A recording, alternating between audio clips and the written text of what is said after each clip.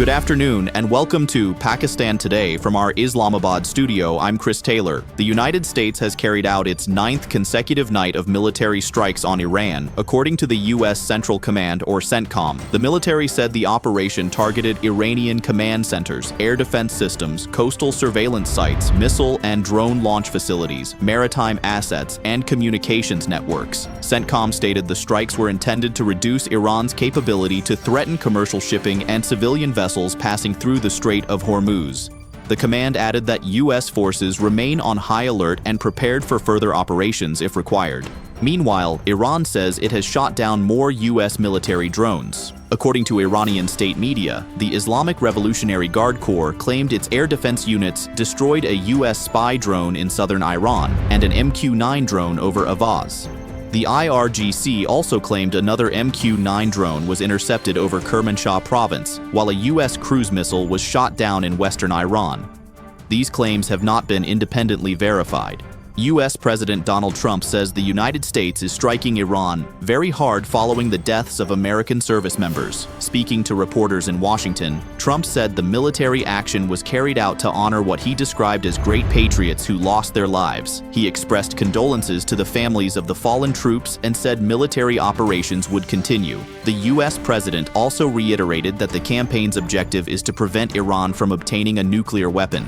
Iranian Foreign Minister Abbas Araghchi says the United States made a strategic mistake by starting the war and underestimating Iran's military capabilities. In an interview with Turkish media, Araghchi said Iran has never been intimidated by U.S. threats and claimed Israel failed to achieve its objectives through a short military campaign. He also alleged that Israeli strikes were made possible through intelligence leaks inside Iran and said contingency plans to close the Strait of Hormuz had been prepared in the event of an attack on Supreme Leader Ayatollah Ali Khamenei.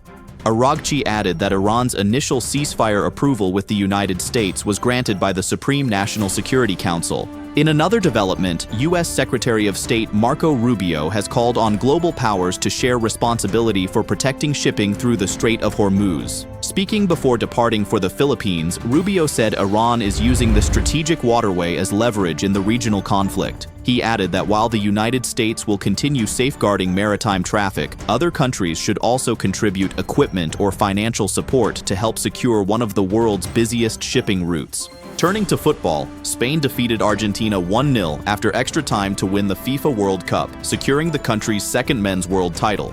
Ferran Torres scored the decisive goal in the 106th minute after a tightly contested final remained scoreless during regular time. Argentina suffered a major setback when midfielder Enzo Fernandez was sent off after receiving a second yellow card. Despite several outstanding saves from goalkeeper Emiliano Martinez, Spain's relentless pressure proved decisive. U.S. President Donald Trump attended the final and presented the World Cup trophy and medals during the post-match ceremony. With the victory, Spain became the first nation to simultaneously hold both the men's and women's FIFA World Cup titles, sparking celebrations across the country.